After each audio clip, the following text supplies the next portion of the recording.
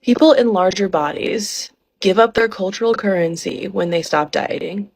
What does that mean? Cultural currency is this idea that we have cultural value if we do certain things, if we look a certain way. It can be kind of related to privileges. Is that if you exist in a certain way in a certain body, you already have cultural currency. If you're in a thin body, you have a lot of cultural currency. If you're in a fat body, you don't have a lot of cultural currency. But the cultural currency you do have is if you are dieting, because then you are considered a good fat person. Shout out to Intuitive Fatty, who has a great blog on good fatty versus bad fatty. So this idea is that when you choose to stop dieting, you give up that sense of inherent value because you are no longer existing in the norms of society. And that's a really hard thing for people to do, especially when they didn't have a lot of cultural currency to begin with. Here's what I ate today as a fat person who isn't trying to diet or lose weight. For breakfast, I had scrambled eggs with hot sauce, of course, some pancakes with Nutella, and iced coffee, because always iced coffee.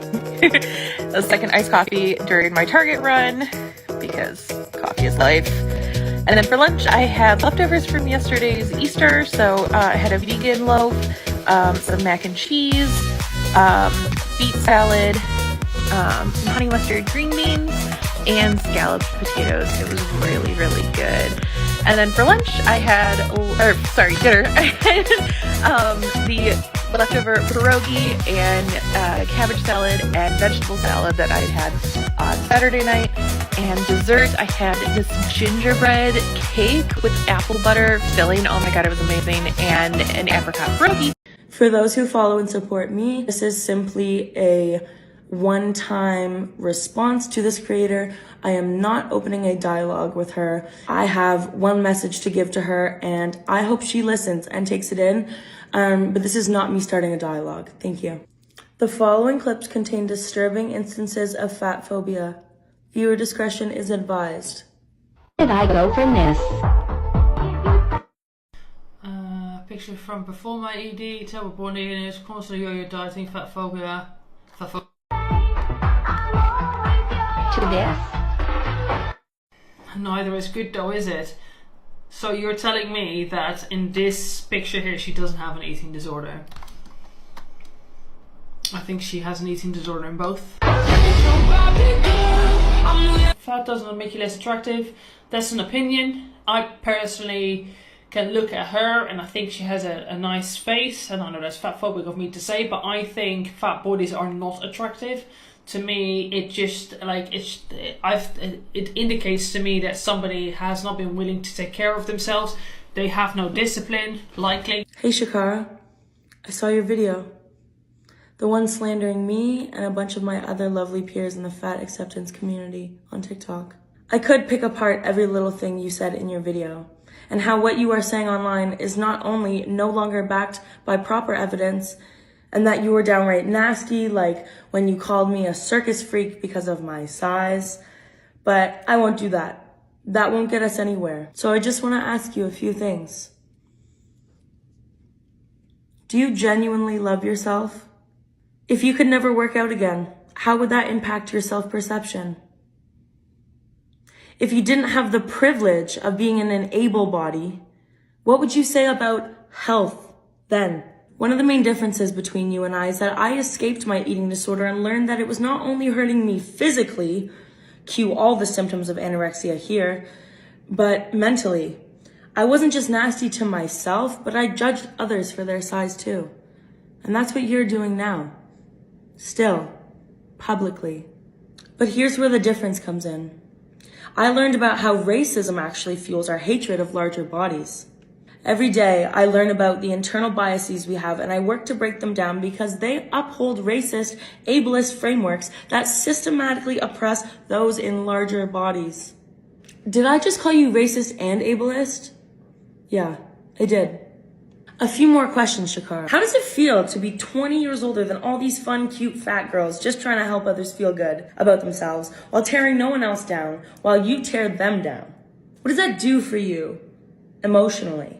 I can understand the potential rush of dopamine when you belittle someone or diminish their human experience, But does that feeling fuel you long term? Or does it eat at you? Do you sleep at night? When I finished your video, I went back to bed. I wasn't angry. I wasn't fired up. I felt sad for you. Truly. Because I've been in your position, Shakara. The calorie counting, the food weighing, cardio program, the push or the pull days, whatever. And I was miserable. But you would have thought I looked great because I finally fit into your box of what is deemed worthy. The factor of health playing into this. Your, might I remind you, racist and ableist view of health. If you're going to take away anything from this video, take away that I'm deeply saddened by your situation and the harm that you continue to cause those around you. I hope you find enlightenment. Maybe then you'll also learn that the BMI has also been debunked because it's also racist.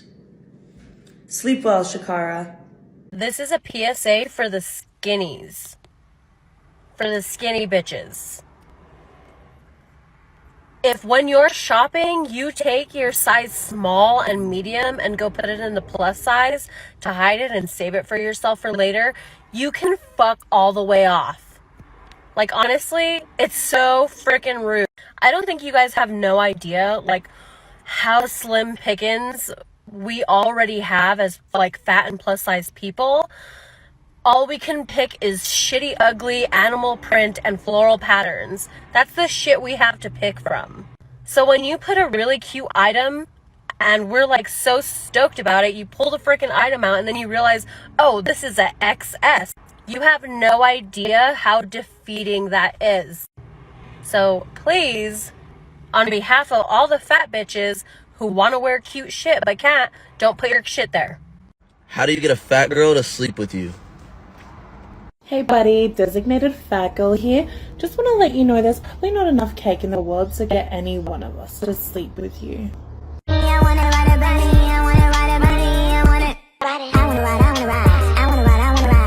And you need to tell me you don't want to get this.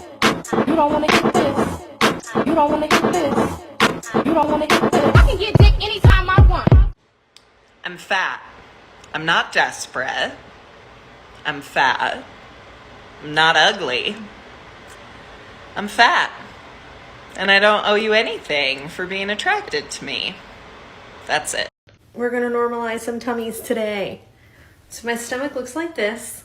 My stomach also looks like this, you know? Both ways. When I sit, my stomach looks like this. When people claim I wasn't hourglass till I got my diseased abdominal tissue removed. Even though there's literally hours of footage like this that proves my shape is nothing new. Pics from late 2017, early 2018.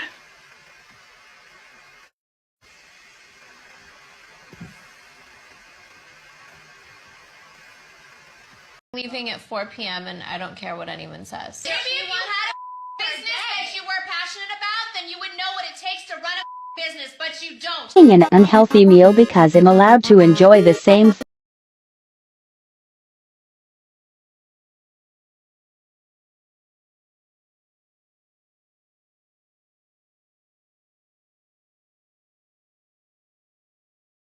Bad about how much you are hurting. So I'm embarrassed. I didn't know that Fatspo content was being used the way Jord Allen Hall described, and I'm mortified, quite honestly. You know, I came on here talking about lipedema, a fat disorder, a genetic fat disorder, and a lot of the lipedema community struggles with eating disorders because of the nature of the disorder. I apologize to anybody I've done any harm to, and I won't be using the hashtag anymore now that I know. And I appreciate, I hope I'm saying their name right, Jord Allen Hall, for the labor, because they really responded very patiently to people. I'm embarrassed, y'all. I am.